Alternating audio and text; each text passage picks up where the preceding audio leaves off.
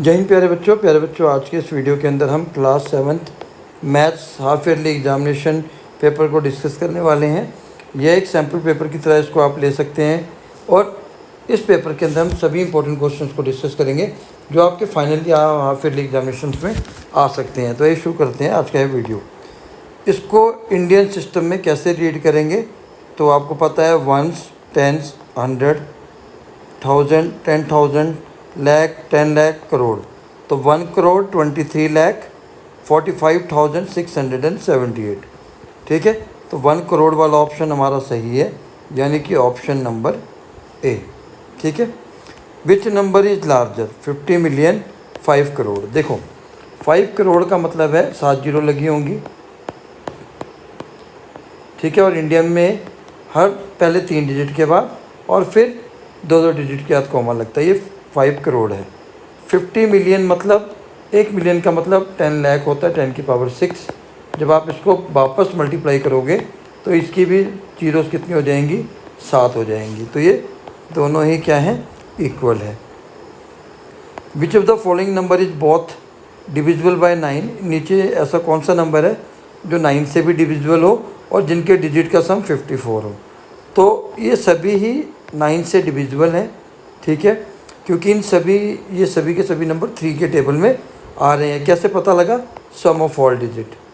ठीक है, और इन्होंने एक कंडीशन और दी है कि जो उनके डिजिट का सम है, ठीक है, वो कितना होना चाहिए, 54। तो ये अकेला नंबर है जिसके डिजिट का सम क्या है, 54, क्योंकि 9 6 जा कितना होता है, 54। तो ऑप्शन बी सही होगा। ठीक है, अब मूव करते हैं क्वेश्चन नंबर 4 की तरफ। What is the value of this as पर बोर्डमास रूल। आपको सबसे पहले ब्रैकेट सॉल्व करनी है। ठीक है, 75 - 5 इंटू 6 4 जो 10 होता है। ठीक है, now you will multiply 50, then you will subtract, यानी कि 25। ऑप्शन नंबर ए सही है। इवेल्यूएट भी सेम क्वेश्चन है, बोर्डमास वाला ही। ठीक है, तो सबसे पहले 2 जगह डिवाइड है, दोनों को आप डिवाइड कर लीजिए। 9 + 9। ठीक है, पहले इस वाले पोर्शन में डिवाइड लग गया और इसमें लग गया। ठीक है, तो 18 आंसर आ जाएगा। ठीक, चलिए नेक्स्ट क्वेश्चन तक मूव करते हैं। Which of the following expression correctly represent the sum of 10 and number Y. Sum of 10 and number Y divided by 2। Simple सा कंसेप्ट है, option number B. Which of the following show 7 1s 3 10s and 500। ठीक है, 7 1s है। ठीक है, तो 7 1s ये वाला है। ठीक है, डेसिमल के बाद वाले नंबर देख लीजिए, ये 1s हो जाएगा, ये 10th हो जाएगा। TH यहाँ पर TH लगा है, इस चीज़ का ध्यान रखना, और ये 100th हो जाएगा TH। तो ऑप्शन ए बिल्कुल सही है। ठीक है, which number is the largest. इसमें सबसे बड़ा नंबर कौन सा है। ठीक है, तो लार्जेस्ट नंबर आपको पता होना चाहिए। अब यहाँ पर हमारे पास सभी के फ्रंट में पहला नंबर 5 है। Then you will move to the second digit after decimal. Here it is 9 only, so it will be the largest number. Convert 5 centimetre into metres. तो 1 metre is equals to 100 centimetre होता है। 1 centimetre में 1/100 metre होता है। ठीक है, इसी concept का आपने इस्तेमाल करना है। तो 5 सेंटीमीटर को अगर मीटर में कन्वर्ट करना हुआ तो 100 से क्या करना पड़ेगा, डिवाइड करना पड़ेगा, यानी कि 0.05 मीटर। क्योंकि डिनोमिनेटर में 2 जीरो थे तो 2 नंबर के बाद डेसिमल लगा देना है, जो कि ऑप्शन नंबर हमारा ए है। ठीक है, चलिए मूव करते हैं क्वेश्चन नेक्स्ट पर।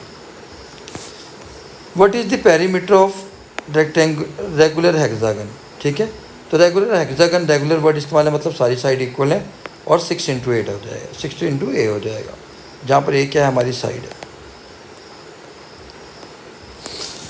ठीक है, in the following question 9 to 10 statement of assertion a is followed by the statement. हमें 9 और 10 को फॉलो करना है। ठीक है, एडजशन एंड रीजनिंग यहाँ पर 11 और 12 में है। The value of expression is 6। तो पहले आप चेक कर लीजिए, पहले क्या करेंगे, आप डिवाइड करेंगे। ठीक है। तो डिवाइड करेंगे तो ये आ जाएगा 2 यानी कि 10। तो एडिशन हमारा रॉन्ग हो गया। Division is perform before addition according to order of preparation. BODMAS अगर हम लिखते हैं तो डिवीज़न को पहले ही किया जाता है एडिशन से, यानी कि एडिशन फॉल्स है और रीज़न ट्रू है, ठीक है। तो यहाँ पर जो ऑप्शन गिवन है, ऑप्शन हमारा यहाँ पर होगा C, addition is false but reason is true. Sorry ये भी नहीं है, डी वाला, ठीक है। यहाँ पर क्या लिखा है, addition is false but reason is true, ठीक है। तो ये देख लेना है। सेकंड वाला देख लेते हैं हम, 12 वाला। 45 पैसे इज इक्वल्स टू 0.45 रुपीज़। सही है बिल्कुल, क्योंकि पैसे को रुपीज़ में कन्वर्ट करना हो तो 100 से डिवाइड करते हैं। 1 रुपये इज इक्वल्स टू 100 पैसे, तो ये दोनों ही सही हैं, ठीक है। Addition and reason are true and reason is the correct explanation of the addition, ठीक है। Write the number name of this Indian and international system, ठीक है। इंडियन में आपको ऑलरेडी बता चुका हूँ। इंटरनेशनल में कैसे करना है, 1, 10, 100, 1000, 10,000, 100,000। तो आपने ऐसे मूव करते जाना है और उसका नाम आपने लिख लेना है, ठीक है। Find the difference between greatest 8 digit number. Greatest 8 digit है 8 टाइम्स 9, ठीक है। 1 2 3 4 5 6 7। Smallest 7 digit number. 7 digit number मतलब 1 2 3 4 5 6 7 यानी कि 10 लाख, ठीक है। आपने इसको माइनस कर देना है, आपका आंसर आ जाएगा। अब आ जाओ, इनको इक्वल करना है, बैलेंस करना है। ये 17 हो रहा है तो यहाँ मैं 11 + 6 कर दूंगा तो ये भी 17 हो जाएगा, ठीक है। अब यहाँ पर साइन मिसिंग है, कोई बात नहीं, मैं इसको हटा देता हूँ यहाँ से। 6 5 30 होता है, तो 22 में मैं 8 प्लस कर दूंगा तो ये भी 30 हो जाएगा और बैलेंस हो जाएगा। Clear. Next, find the difference between this and this. तो 15.75 में से 8.245 का डिफरेंस निकालना है। यहाँ पर कुछ नहीं है तो 0 लगा दीजिए। अब आप नॉर्मल सब्ट्रैक्शन है और यूनिट में आपका किलोग्राम मेंशन करना ज़रूरी है, ठीक है। Write the story situation for the given expression, ठीक है। तो ये आपने अभी तक ऊपर वाले क्वेश्चन में हमें स्टेटमेंट गिवन थी, एक्सप्रेशन लिखा था हमने, यहाँ पर स्टेटमेंट देनी है, ठीक है। ट्वाइस ऑफ 10 या 2 time of 10 is subtracted from 23, ठीक है। तो ये इसकी स्टेटमेंट हो जाएगी, ठीक है। इसी तरह आपने सेकंड वाले की स्टेटमेंट बना लेनी है, ठीक है। या सिचुएशन बनानी है तो सिचुएशन भी आप बना लीजिए, ठीक है। राम गोट, ठीक है, राम गोट ट्वाइस ऑफ 10, ठीक है। राम गोट ट्वाइस लेस देन और ट्वाइस ऑफ 10 लेस देन 23, ठीक है। तो ऐसे बन जाएगी, तो ये 3 मार्क्स आ जाएंगे। तो आप इसको इस स्टेटमेंट में कन्वर्ट करना है, एक सिचुएशन में कन्वर्ट करना है आपने, ठीक है। Simplify the expression. सिंप्लीफाई कैसे करना है ये देख लीजिए आप। 3a + 9b - 6 + 8a - 7a + 16। आपने सबसे पहला काम क्या करना है, लाइट वाली टर्म्स देखनी है। ए, ये भी ए है, ये भी है, ठीक है। तो ये दोनों प्लस में है तो इन दोनों को प्लस कर लीजिए। 11a - 7a + 9b, और ये वाली भी लाइक टर्म्स है, -6 और -6 और +16, तो इनको मैं सब्ट्रैक्ट कर देता हूँ। 16 में से 6 गया तो बचा 10। इधर से गया 4a + 9b + 10, क्योंकि b वाली और कोई टर्म थी नहीं तो जो प्लस होगी, ठीक है। तो फाइनल आंसर मेरा ये आ जाएगा।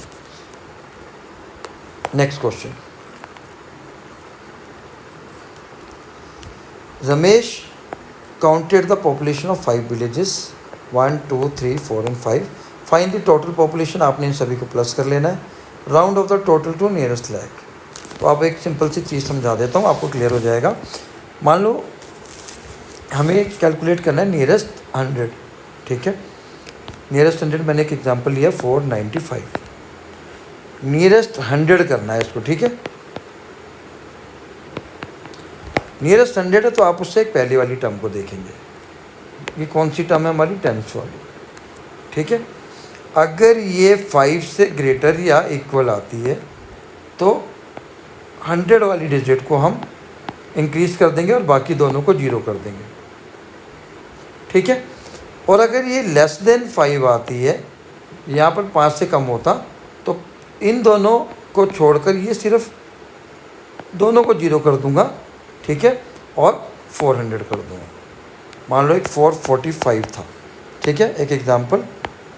अब यहाँ पर लेस देन 5 है तो इन दोनों को 0 कर दूंगा, इसमें कोई चेंज नहीं करूँगा, तो 400 आ गया।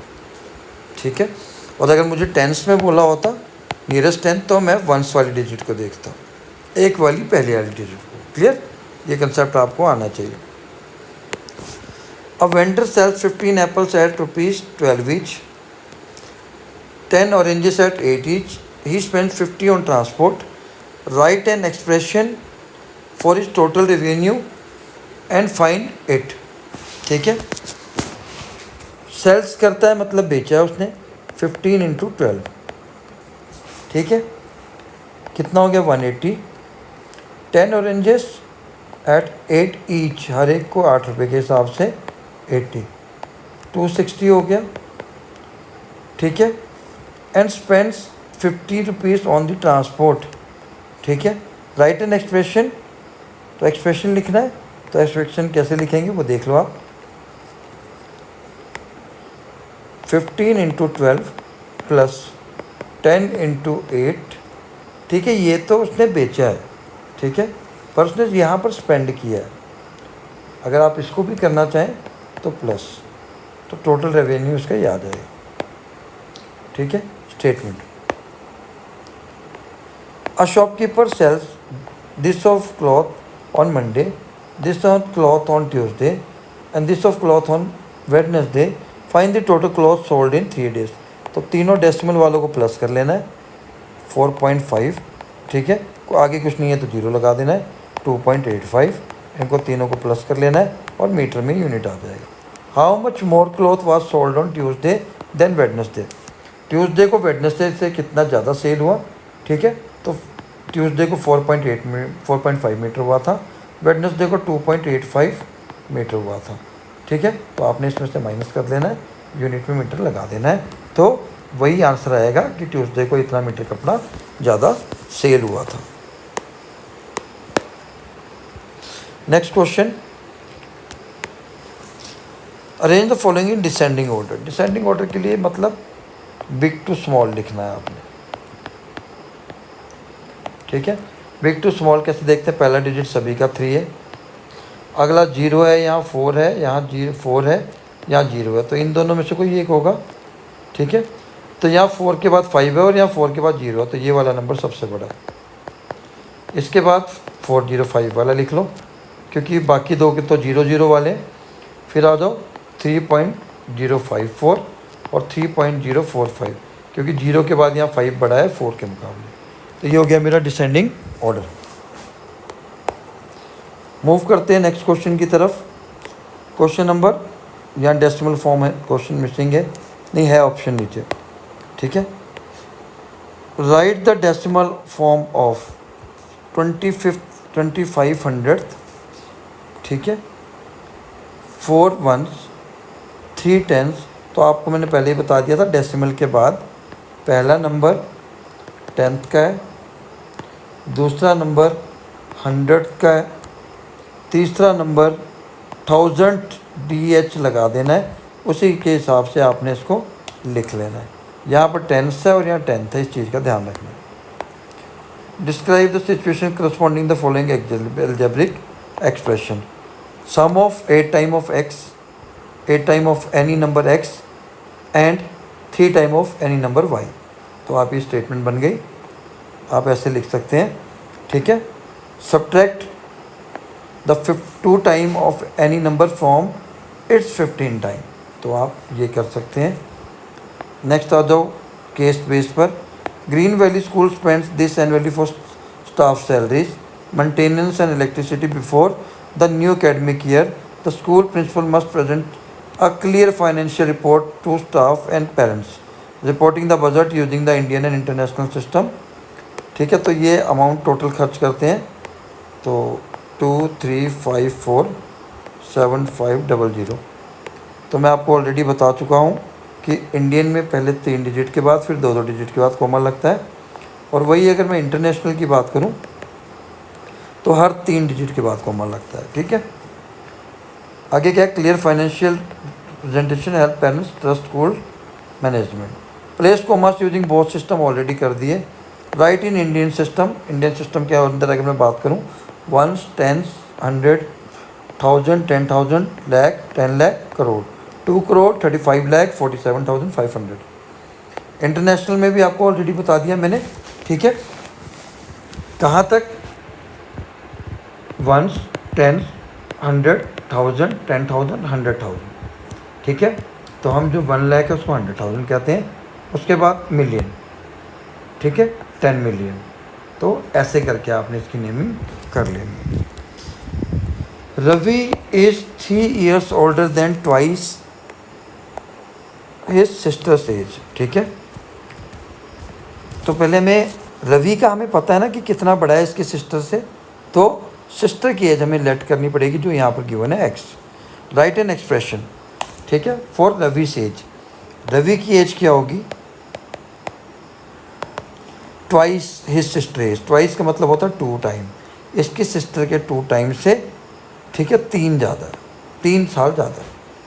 ये हो गई इसकी equation. If his sister is 7 year old, Ravi की एज कितनी होगी, तो 2 ट्वाइस का मतलब है 2 टाइम। ठीक है, और इससे 3 ज़्यादा, यानी कि 14 + 3 17। Clear. After 5 years what will be the sum of their ages. अगर अभी इसकी 7 है, 5 साल बाद कितनी हो जाएगी, 12। ठीक है, कि इसकी सिस्टर की, रवि की एज अभी 17 है, तो 5 साल बाद 17 + 5 हो जाएगी, यानी कि 22। इन दोनों को प्लस कर दो, 12 + 22 यानी कि 34। क्लियर हो गई बात। चलिए, mister Arjun, a friendly shopkeeper in the neighbourhood, often helps customer find exactly what they need for school and office work. One afternoon, a customer visited the shop to buy supplies for her children. She selected 6 books priced at rupees 120 each, यानी कि 6 × 120. 4 pens costing 15 each, 4 × 15. 2 study school bag priced 350 each. तो 2 bag है जिनका 350 each है. Mr. Arjun quickly calculated the total but also allowed the customer to pay in cash immediately. She handed him rupees 2,000 and he checked whether the amount was enough or if more was needed. Write the expression for the total cost. तो आप इसमें plus करके लिख दीजिए, तो ये expression हो जाएगा। ठीक है, कैलकुलेट द टोटल कॉस्ट। 12 6 जा 72, यानी कि 720, ये 60 आ जाएगा और ये 700 आ जाएगा। इनको प्लस करेंगे, ठीक है, 1480 आ जाएगा, और उसने, उसके पास कितने पैसे थे, 2000। ठीक है, तो वो आराम से ले सकती है। ठीक है, if he receive rupees 2000 find balance और शॉर्टेज। ठीक है, तो 1480 का तो सामान ही है, 2000 रुपये उसने दुकानदार को दिए हैं, तो दुकानदार कितने वापस करेगा माइनस करके आपको पता लग जाएगा, जो कि क्लियरली दिख रहा है 520 है। ठीक है, चलिए,